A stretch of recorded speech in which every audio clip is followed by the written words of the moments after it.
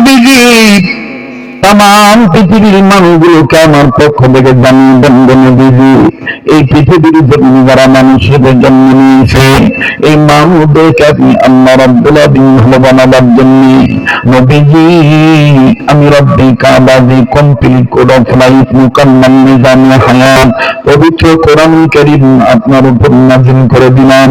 আমি আল্লাহ কুদরতি পার্লামেন্ট থেকে আপনি নবীর বিশ্ব মিনিস্টারিতে দীর্ঘ 23 বছরের এই কোরআনুল কারীম আমি আল্লাহ পূর্ণাঙ্গ রূপে নাযিল করে দিলাম। নবীজি কোরআনুল কারীমের দিকে যারা আগায় আসবে, এই কোরআনুল কারীম যারা মেনে নেবে, এই কোরআনের আন্দোলন দিকে যারা অগ্রসর হবে, ওগো নবীজি আমি আল্লাহ তাদের দুটো দিন পুরস্কার দেব। নাম্বার 1 আমি আল্লাহ তাদের জীবনের গুনাহ মাফ করে দেব। নাম্বার 2 আমি আল্লাহ তাদের আমলনামায় জান্নাত লিখে ধন্য করে দেব। আওয়াজ দিয়ে জোরে বলেন না সুবহানাল্লাহ, আরো জোরে বলেন না সুবহানাল্লাহ। ভালো কাজে জান্নাত মিলবে, মন্দ কাজে জাহান্নাম। ভালো কাজে জান্নাত মিলবে, মন্দ কাজে আমার ভাইরা আমার বন্ধুরে কোরআনুল কারীমের দিকে আসলে কোরআনুল কারীমের শিক্ষা দীক্ষা, কোরআনুল কারীমকে সম্মান করলে, কোরআন দ্বারা মুখস্থ করেছে, কোরআন দ্বারা মেনে চলে, আমার বন্ধুগণ তাদেরকে সম্মান করলে আল্লাহ রাব্বুল আলামিন দেখেন কেমন আপনাকে মাফ করে দেয়, আল্লাহ পাক কেমন আপনাকে জান্নাত দান করে দেয়। বাবাজি আল্লাহ বলেন আল্লাহু ইয়াদউ ইলাল জান্নাতি ওয়াল মাগফিরাতি বিইজনিহি ওয়া ইউবাইয়িনু আয়াতিহি লিন-নাস। ওগুলো মানুষের যারা জন্ম নিয়েছে এই মানুষগুলো যদি আমি আল্লাহর কোরআনের দিকে আগায় আসে, আমি রব তাদের গুনাহ মাফ করে দেব। আমলনামায় আমি আল্লাহ জান্নাত থেকে ধন্য করে দেব। আরেকবার খুশি হয়ে আওয়াজ দিয়ে মুসলমানের পরিচয় দিয়ে বলেন না সুবহানাল্লাহ। আয়া ভাইও কোরআনুল কারীমকে যদি আমি আপনি মেনে নিই, যদি আমি আপনি মনোযোগ সহকারে শুনি, আল্লাহ রাব্বুল আলামিন ডাক দিয়ে বললেন নবীজি এই কোরআনুল কারীম এমন একটা কোরআন, এমন একটা দামি কিতাব, এই কিতাবের দিকে কোনো বুড়া, কোনো যুবক, কোনো নারী, কোনো পুরুষ যদি এই কোরআন মনোযোগ সহকারে শোনে এবং মানে, আমি আল্লাহ তাদেরকে জান্নাতে যাওয়ার সোজা রাস্তা দেখায় দেব। আর দুনিয়া হাসরে, দুনিয়া কেরাতে আমি আল্লাহ তাদের সঠিক বুদ্ধিমান বানায় দেব। আল্লাহ বলেন বান্দা আমার শোনো, আল্লাযীনা ইয়াস্তামিউনাল কওলা ফায়াত্তাবিউনা আহসানাহু উলাইকাল্লাযীনা হাদাহুমুল্লাহ ওয়া উলাইকা হুম উলুল আলবাব। আওয়াজ দিয়ে বলেন না আল্লাহু আকবার। আল্লাহ বললেন নবী গো, যেই মানুষগুলি আমার কোরআন মনোযোগ সহকারে শুনবে এবং মানবে, ফায়াত্তাবিউনা আহসানাহু উলাইকাল্লাযীনা হাদাহুমুল্লাহ, আমি আল্লাহ তাদেরকে জান্নাতে যাওয়ার, আমাকে পাওয়ার সোজা রাস্তা আমি আল্লাহ দেখায় দেব।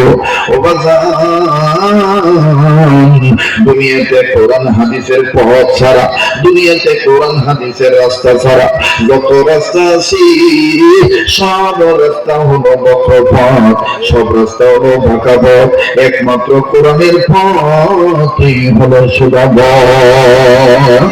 ইন্না হাযাল কুরআন ইয়াহদি লিল্লাতী হিয়া আকওয়াম।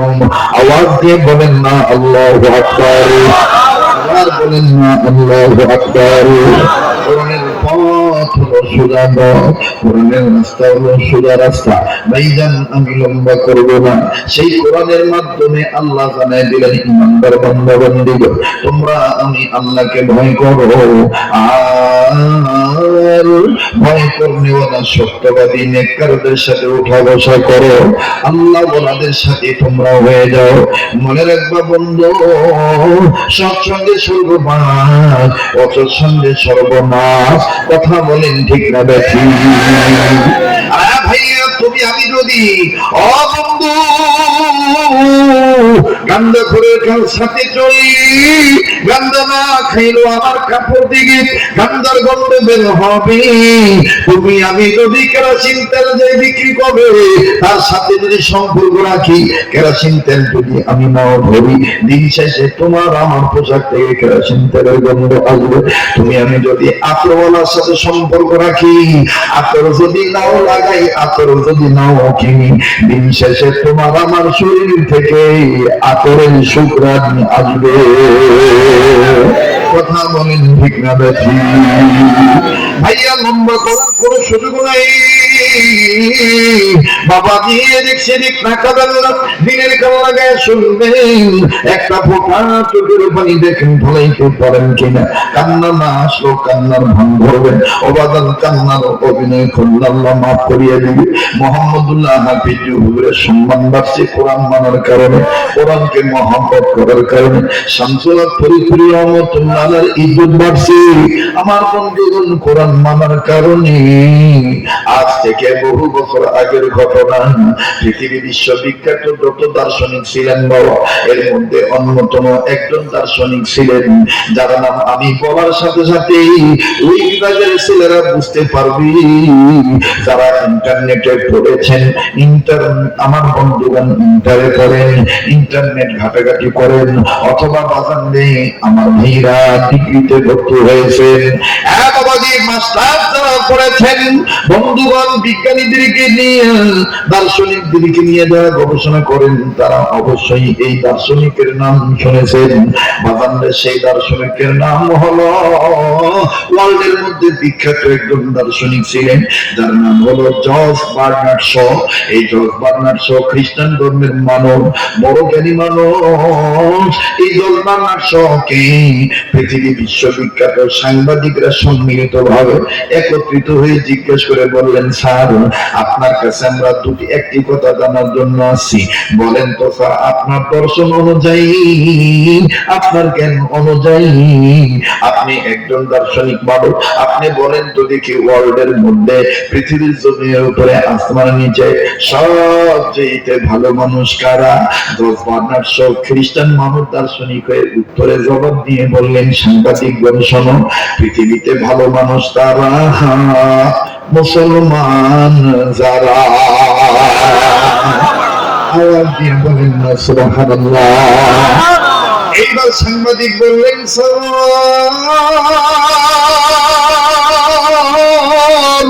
বুঝলাম পৃথিবীর মধ্যে ভালো মানুষ তারা মুসলমানরা।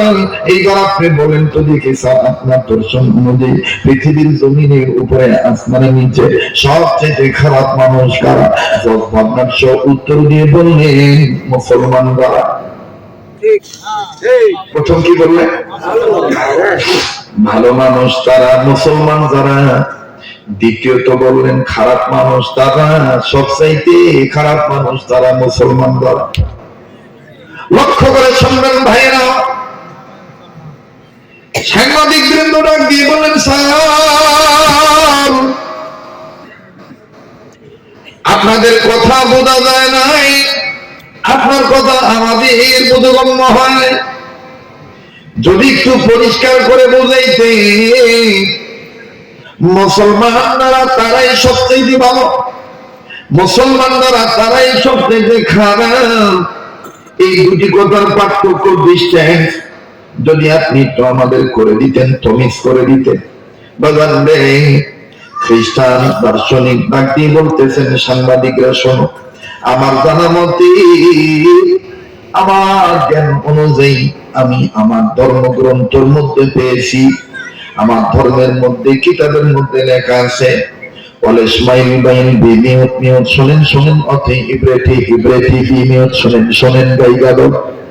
বাজানবে যদিও ভাষাটা ইব্রানি ভাষা, যদিও ভাষাটা বাজানবে আমার ইউনানি ভাষা, যদিও ভাষাটা হিব্রু ভাষা কেউ বলেছে, কিন্তু এই খ্রিস্টান দার্শনিক জর্জ বার্নার্ড শ বলে দিয়েছেন, আমি আমার ধর্মগ্রন্থ বাইবেলের মধ্যে দেখেছি মুসলমান ধর্মের জাতিরা মানুষেরা সবচাইতে দামি হওয়ার পিছনে যতগুলি কারণ, এর মধ্যে অন্যতম কারণ হইল গায়ে গাদল গরু গোশত খাওয়া তারা হালাল মনে করবে।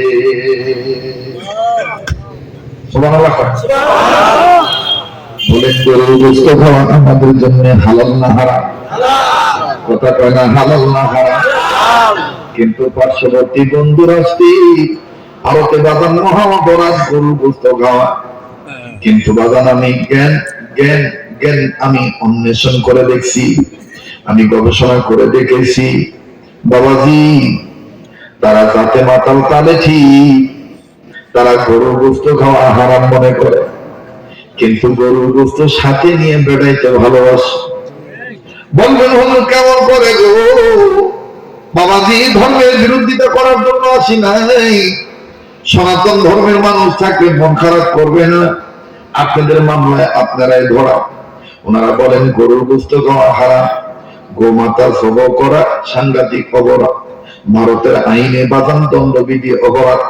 কিন্তু বাবাজি, এই হিন্দু জাতিরা যখন তাদের দেবদেবীকে পূজা দেয়, বাজান পূজা দেওয়ার সময় অধিকাংশ পূজায় বাজনা বাজায়, বাজনা ছাড়া কিন্তু পূজা হয় না। আর বাজনা বাজাইতে গেলে বলেন তো দেখি সোনার বাজনারা ঢোল লাগে কি লাগে না? তাহলে ঢোলের দুই সাইডে যে চামড়া লাগানো, যে চামড়ার বাড়ির উপরে আওয়াজ দিলে ধাপ ধাপ আওয়াজ হয়, এই যে ঢোল বাজায় বাজান রে, ঢোলের দুই সাইডে যে চামড়া লাগাইছে, এই চামড়া কি কুত্তার চামড়া? কিসের চামড়া? এক কথা কয় না, কথা বলবে না, মনে করবেন কাফর আছে মনুষ্যত্ব নাই, কথা কম দেখতে নাই। এই গেল এক। নাম্বার 2, অনেক হিন্দু অফিসার সরকারি বেসরকারি অফিসে চাকরি করতে যায়, চাকরি করতে গেলে সামরা তারা অনেকেই জুতা ব্যবহার করে। বাবাজি, পায়ের জুতা এটা চামড়া জুতা, বলেন তো এটা কি বিলের চামড়া না গরুর চামড়া?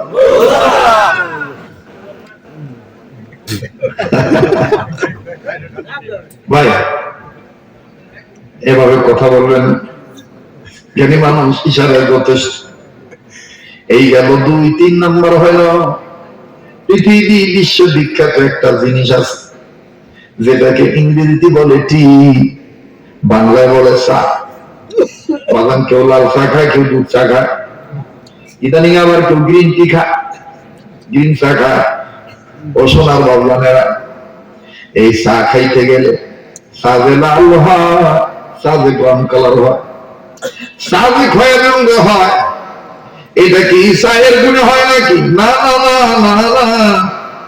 আল্লামা ইবনে সিনা তিনি তার সায়েন্সের কিতাবের মধ্যে লিখেছেন, চা ততক্ষণ ভালো থাকবে না যতক্ষণ গরুর রক্ত থেকে কেমিক্যাল না বানানো হয়। গরুর রক্ত থেকে কেমিক্যাল বানানো হয়, ওই কেমিক্যাল চা পাতার সাথে লাগায় রাখলে চা পাতা লাস্টিং ভালো হয়, ওই চা পাতার কালার ভালো হয়। এখন বলেন যে হিন্দুরা লাল চা খায়, গরু রক্তের কেমিক্যাল খায় কি খায় না?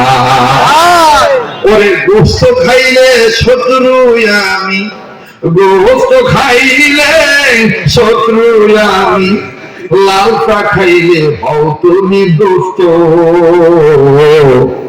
জাগা মতন ভরা খাইলে থাকবা না কথা তো আস্ত।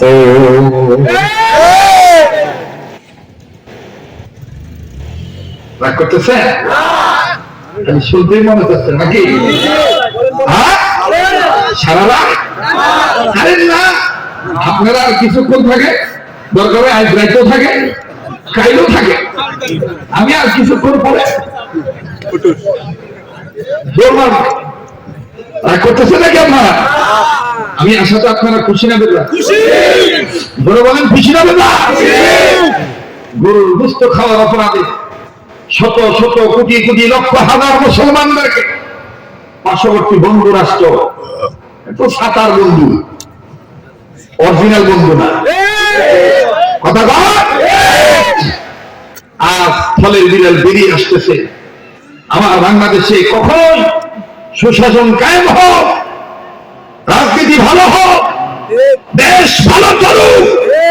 এই ভালো চলার পক্ষে বিপক্ষের যত শক্তি, যত প্রতিবন্ধকতা, যত বাধা, যত ষড়যন্ত্র, সকল ষড়যন্ত্রের মূল হলো এই নাম করা বন্ধু রাষ্ট্র ভারত। আজকে পিলখানা হত্যা বলেন, হেফাজতের ওলামা তোলামাদের রক্ত খুন ঝরানো বলেন, সাবেক রাজনৈতিক নেতৃবৃন্দ জামাত ইসলামের নেতৃবৃন্দ ফাঁসি বলেন, কারাদণ্ড বলেন, মসজিদ মাদ্রাসা ভাঙ্গা বলেন, হুজুরদের প্রতি নির্যাতন বলেন, মুসলমানদের দিনের মধ্যে আগুন জ্বালানো বলেন, যত যন্ত্রণা, যত অত্যাচার, যত অবিচার হয়েছে এই বন্ধু রাষ্ট্রের ইন্ধনেই হয়েছে। কথা বলেন ঠিক কিনা? এই বন্ধু কিনা শত্রু কিনা এটা আমাদের চিনতে হবে। রাগ করতেছেন? আল্লাহ আমাদের কবুল করে, আল্লাহ আমাদের সঠিক বুঝ দান করে। আমার কোন আমি এবার খ্রিস্টান ধর্মের অনুসারী জন বাংলার সব ডাক দিয়ে বললেন, আমার জানা মতে মুসলমান কিয়ামতের আগে শুধু গরুর গোশত খাওয়া হালাল মনে করবে, কিন্তু কোরআন দিয়ে সংসার চালানো লাগবে, কোরআন দিয়ে রাজনীতি করা লাগবে, কোরআন দিয়ে সালাত প্রতিষ্ঠা করতে হবে, কোরআন দিয়ে ধনীদের যাকাত আদায় করতে হবে, কোরআন দিয়ে ধনী লোকের জীবনে একবার হজ করতে হবে, কোরআন দিয়ে নারীদের ইজ্জত আবরু রক্ষা করতে হবে। এইটা অনেক মুসলমান জেনেও জানবে না, জানলেও মানবে না। আমি বলে দিই, খ্রিস্টান ধর্মের মানুষ, আমি বলে দিচ্ছি, মুসলমান ততদিন ভালো থাকবে, সব চাইতে ভালো হবে যতদিন মুসলমান কোরআন মানবে। সেদিন মুসলমান কোরআন ছেড়ে দিবে, ওই দিন থেকে সবচেয়ে পৃথিবীর মধ্যে মুসলমান নাই, সবচেয়ে খারাপ হয়ে যাবে। সাংবাদিকরা ডাক দিয়ে বলতেছেন, স্যার আর বুঝাইতে হবে না, বুঝতে পেরেছি, বাজার লম্বা করতে চাই না, আমি তথ্য একটা নতুনত্ব তথ্য দিয়ে বিদায় নিয়ে চলে যাবো। এদিক সেদিক তাকাবেন না, দেখবো দিলটা নরম হয় কিনা, এক ফোঁটা চোখের পানি ফলাইতে পারেন কিনা। ভাই গো, এই জগৎ বিখ্যাত একজন বলি ছিলেন, আমার বন্ধুগণ, আমার বাবাজিরা, মুসলমান ভাইরা, আমার বন্ধুগণ, খুব খেয়াল করে কথাগুলি শোনা চাই। জগৎ বিখ্যাত ছিলেন, নাম তার মুফতি রশিদ আহমদ গঙ্গীর রহমতুল্লাহ। খুব খেয়াল, মুফতি রশিদ আহমদ গঙ্গীর রহমতুল্লাহ 7 জন আলেম শাগিরদেরকে নিয়ে একজন সফর করার সময় বাবাজি একজন আলেমের বাড়িতে তিনি উঠবেন। তিনি যখন ওই আলেমের বাড়িতে উঠলেন, ওঠার পরে আলেম শাগির রশিদ আহমদ গঙ্গীকে দেখে বলতেছেন, হযরত আপনি আমাকে না জানায় এইভাবে চলে আসলেন, না জানি কোন মেহমানদারি, কোন চলাচল, কোন আচরণ আপনার মেজাজ বিরোধী হয়ে যায়, আপনার সাথে বেয়াদবি হয়ে যায়। মেরে গুস্তাজি মাফ কিজিয়ে, হযরত আমার ভুল বেয়াদবি আগে থেকে মাফ চেয়ে নিচ্ছি, আপনি আমাকে ক্ষমা সুন্দর দৃষ্টি দেখবেন। হযরত আপনি আমারে না জানায় আসছেন। রশিদ আহমদ গঙ্গীর রহমতুল্লাহ আলাইহি কয়, বেটা আমি আসছি, তুমি মন খারাপ করিও না, তুমি ভয় পাইও না।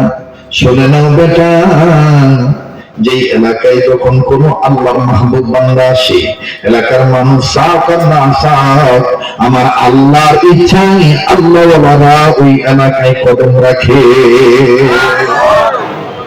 এইবার বাড়িওয়ালা ডাক দিয়ে বলতেছেন, হুজুর গো, এই যে আমি হাতে একটা ব্যাগ নিলাম, আমি এখন বাজার করতে যাব, আপনার জন্য তরি তরকারি কিংবা খানা খাদ্য ক্রয় করবো, আপনাকে আমি মন ভরে মেহমানদারি করবো। রশিদ আহমদ গঙ্গীর রহমতুল্লাহ আলাইহি বললেন, বাবারে এই খানা খাদ্যের জন্য আমার প্রয়োজন নাই, এটার দিকে আমার চাহিদা নাই। বলে, তাইলে হুজুর আমি কি খেদমত করতে পারি জানতে চাই। রশিদ আহমদ গঙ্গীর বললেন, বাবারে আমি তোমার কাছে যেটা বলবো, 1 ঘন্টা 1.5 ঘন্টা পরে নামাজের আযান হবে।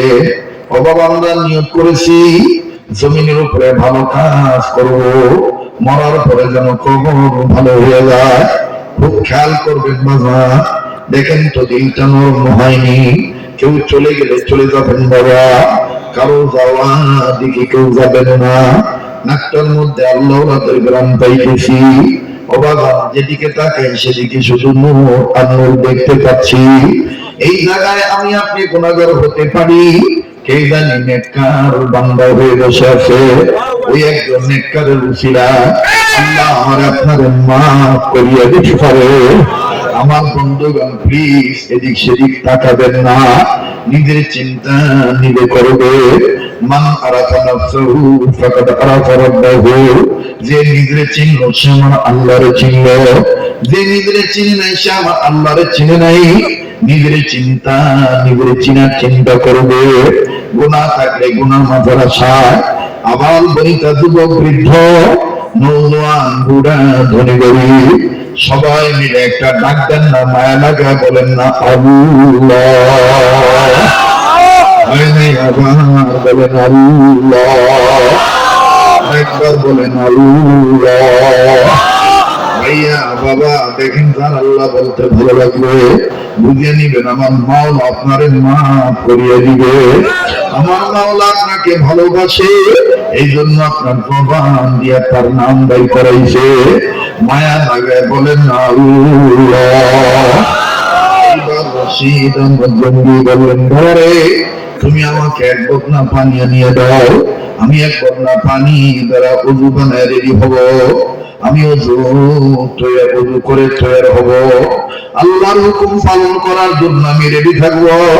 বাজান রে খুব খেয়াল করে শুনবে, ওই সাগরে উযু পানি এনে দিলে এক বদনা পানি পাওয়ার পর আল্লাহর রশিদ আহমদ গঙ্গুহি রাহমাতুল্লাহি আলাইহি সব সময় বুক পকেটে একটা কোরআন থাকতো। এই কোরআন খানা উনি একজনের হাতে দিলে, হাত দিয়ে আমার বন্ধুগণ আমার বাবাজিরা আল্লাহর রশিদ আহমদ গঙ্গুহি রাহমাতুল্লাহি আলাইহি ওই বদনাটা নিয়ে উঁচু জায়গার উপরে বসলে, উঁচু জায়গায় বসিয়া নিচু জায়গায় পানি গড়ায় ফেলানো উযু করার জন্য। খুব খেয়াল করবেন বাবা, অনেক সময় উযু করতে যায় বসতে সুন্নতের খেলাফ বেশি, উঁচু জায়গায় বসিয়া বাজার নিচের দিকে পানি ফেলা, এটাও কিন্তু বাজান সুন্নত। বারবার বলতেছি আর যেন ডিস্টার্ব না হয়, সময় নষ্ট করলেই কিন্তু আপনারা ঠকে যাবে।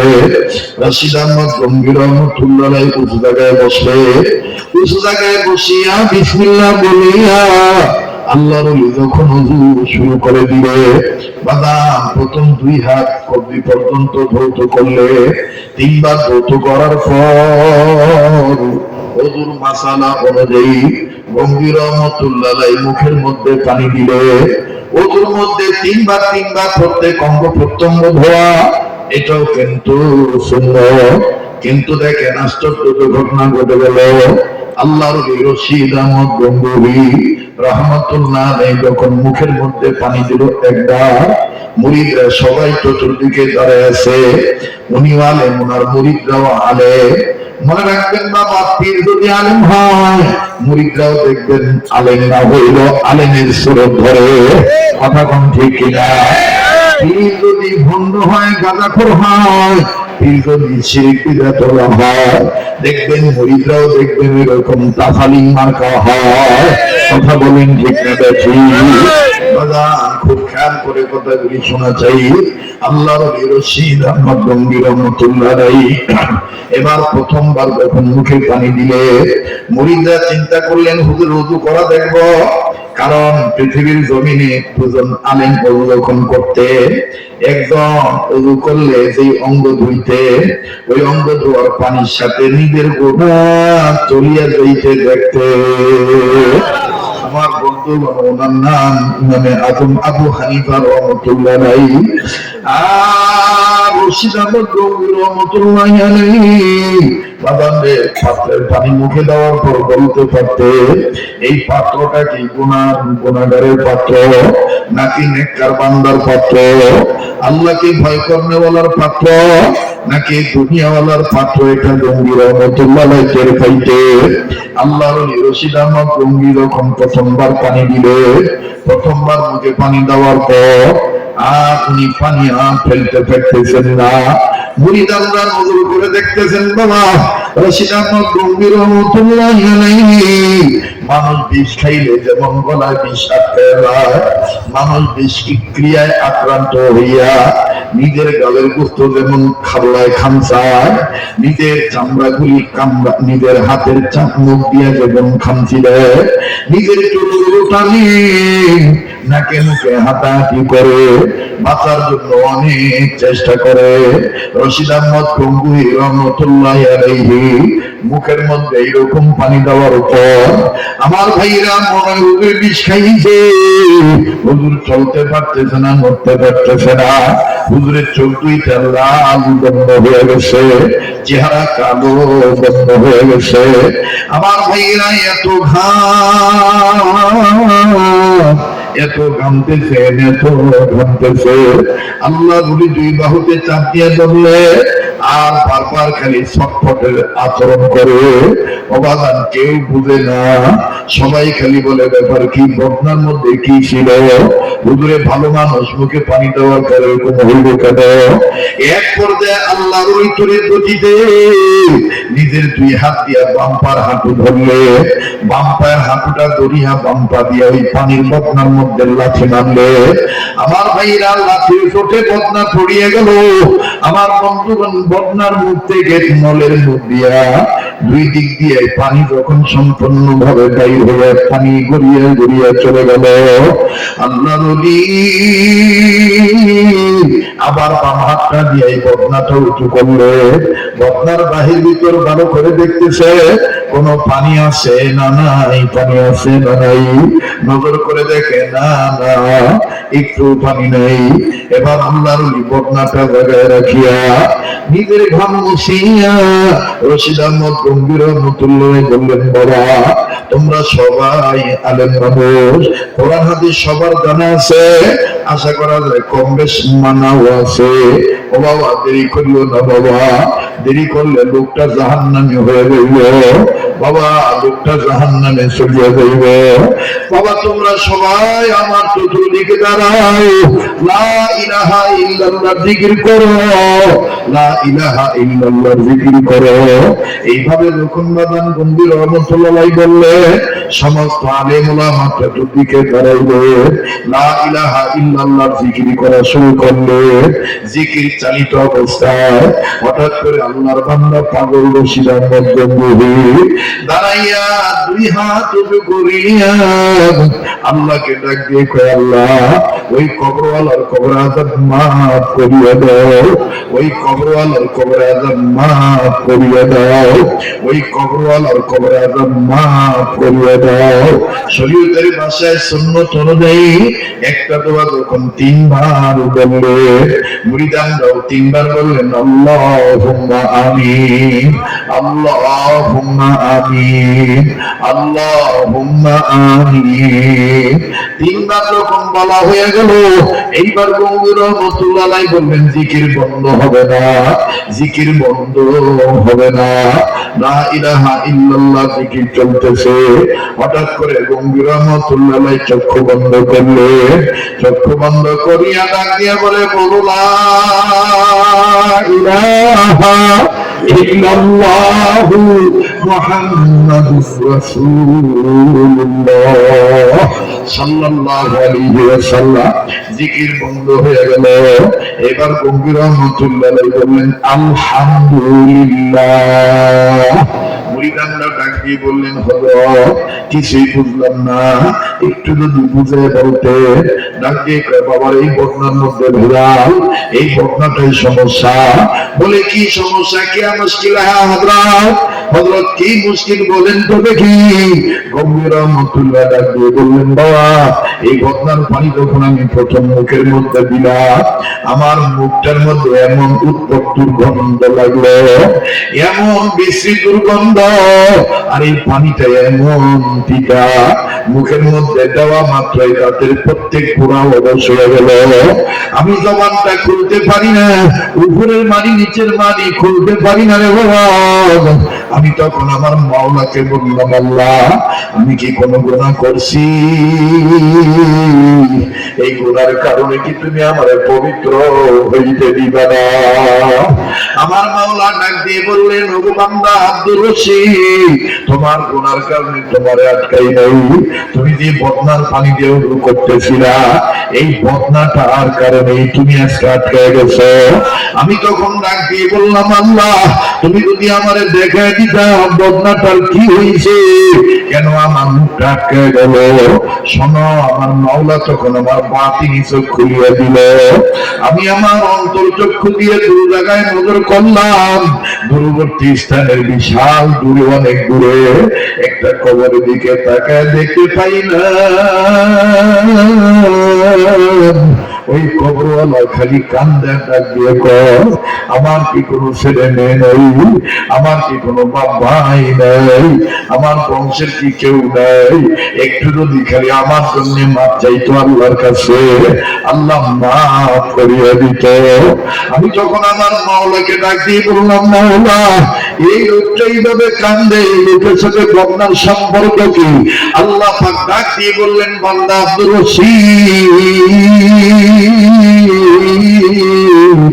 এই বান্দার সাথে বদনার সম্পর্ক কি? শোনো, এই বান্দা কোরআনকে অপমান করত, কোরআনের প্রচারকে ধর্মের ব্যবসা বলত, এই বান্দা কোরআনের রাজনীতিকে ধর্মের রাজনীতি বলত, এই বান্দা কোরআনের শিক্ষা কেন্দ্রকে জঙ্গির শিক্ষা কেন্দ্র বলত, এই বান্দা কোরআনকে অপমান করত, এই বান্দা আমি আল্লাহর আইনকে অস্বীকার করত, যার কারণে এরে আমি মৃত্যু দিয়া এর কবরটার মধ্যে আযাব দিয়া আটকাইছি।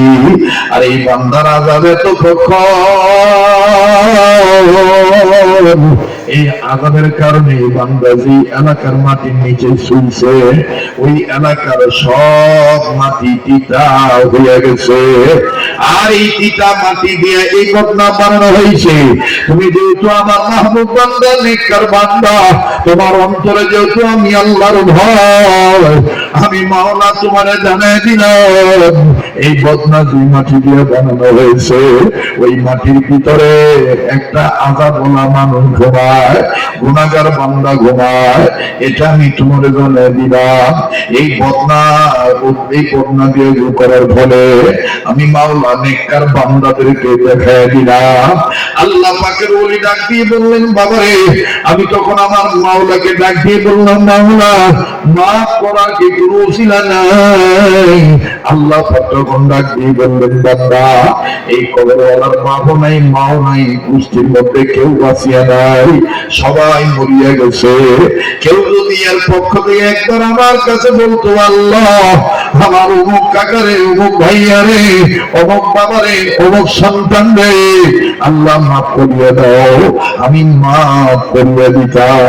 এবার বান্দা আব্দুর রশিদ ডাক দিয়ে কয়, আল্লাহ তোমার নবীর উপরে তুমি নাযিল করে দিয়ে বলে দিয়েছ, মানুষ যদি যে কোনো সমস্যায়, ব্যর্থতায়, সফলতা পেতে চায়, মানুষ যেন ঘোষণা করে, লা ইলাহা ইল্লাল্লাহু তুফলিহুন।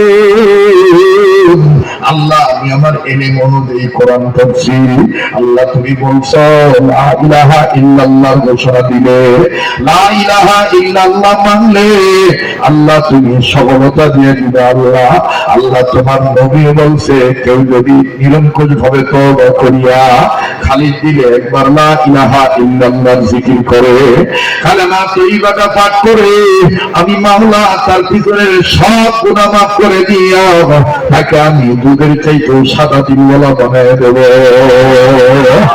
আল্লাহ তুমি শুধু এতটুকু জবাব দাও, এই কবরওয়ালা বান্দার কেউ বাঁচিয়া নাই, কিন্তু তোমার কোরআনে ঘোষণা পাই, মিল্লাতা আবিকুম ইব্রাহিম ওয়া সাম্মাকুমুল মুসলিমিন। আল্লাহ সেই ইব্রাহিমের পিতা কিনা, ইব্রাহিমের সন্তান কিনা, আল্লাহ তার জাতির পিতার নাম ইব্রাহিম খলিলুল্লাহ কিনা? আল্লাহ বলেন হ্যাঁ। বলে তাইলে সে তো আমার মিল্লাতের ভাই, সে মুসলমান, আমিও মুসলমান। আল্লাহ আমার সাথে যারা আছে তারাও মুসলমান। আল্লাহ ওই মুসলমান গুনাহগার বান্দাটাকে তোমার আযাব থেকে বাঁচানোর জন্য তোমার নাম ধরে এখন আমরা জাতি ভাই হয়ে জাতি ভাইয়ের পক্ষে জিকির করবো। আল্লাহ তুমি মাফ করিয়ে দিও, তুমি মাফ করিয়ে দিও। বাবারে আমি তখন তোমাদেরকে নিয়ে জিকির করলাম। জিকির করার পর আমার মাওলা আমারে বললেন, হে আব্দুর রশিদ, তুমি আবার পানি আনো, পানি আনিয়ে তুমি ওযু করো। ওযু করার শেষে তুমি যে পানিটা বদনার পেটে থাকবে, এই বদনার দিকে নজর দিয়ে দেখবা। তোমার চেহারা না দেখাইয়া আমি মাওলা ওই একই বান্দার কবর দুইটা দেখাবো। এক বান্দা একটা কবর আগের কবর ছিল, আল্লাহ ওয়ালাদের সাথে তার সম্পর্ক ছিল না, কোন আল্লাহ ওয়ালা তার জন্য দোয়া করে নেই, এই জন্য তার আযাব হয়েছে। আর দ্বিতীয় কবরটা একজনের 2 নম্বর কবর আমি দেখাবো। আমি মাওলা আল্লাহ ওয়ালা মাহবুব বান্দাদের ছিল কেমন করে গুনাহগারদের মাফ করিয়ে দিতে পারি।